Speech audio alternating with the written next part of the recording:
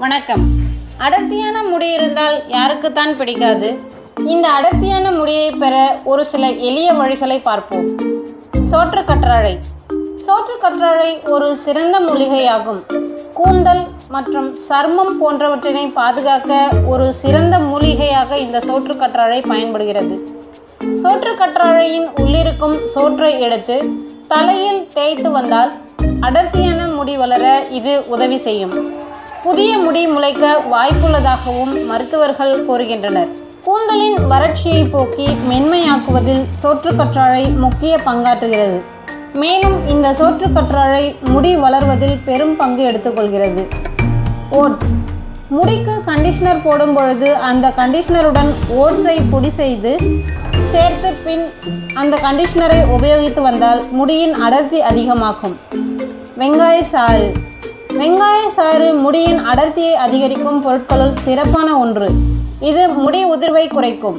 எனவே வெங்காய சாற்றினை தேங்காய் எண்ணெயுடன் சேர்த்து கலந்து வாரம் ஒரு முறை தலையில் தடவி மசாஜ் செய்து ஊற வைத்து அலசி வாருங்கள்.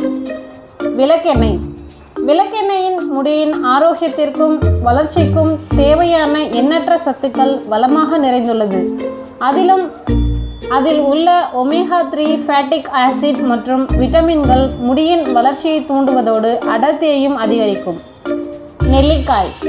முடியின் ஆரோக்கியத்தை மேம்படுத்தும் பொருட்களில் ஒன்றுதான் நெல்லிக்காய்.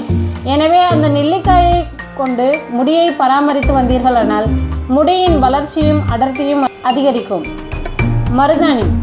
மருதாணி முடிக்கு நிறத்தை கொடுப்பதோடு ஹென்னா முடியை பட்டு போன்றும் பொலிவோடும் மின்ன உதவும். மேலும் மருதாணி பொடியை மாதம் ஒரு முறை தலைக்கு பயன்படுத்தி வந்தால் முடியின் அடர்த்தி மேம்படும். உங்கள் கைகள் கூட முடியின் அடர்த்தியை அதிகரிக்கும். அதற்கு தினமும் சிறிது எண்ணெயை தலைக்கு தடவி 10 to 15 நிமிடம் மசாஜ் செய்து வர வேண்டும். இதனால் தலையில் உள்ள இரத்த ஓட்டம் அதிகரித்து முடியின் வளர்ச்சி தூண்டப்பட்டு அடர்த்தியும் அதிகமாகும். மேலும் இது போன்ற செய்திகளை அறிய உங்கள் பிரேம் டிவி சேனலை சப்ஸ்கிரைப் செய்யவும்.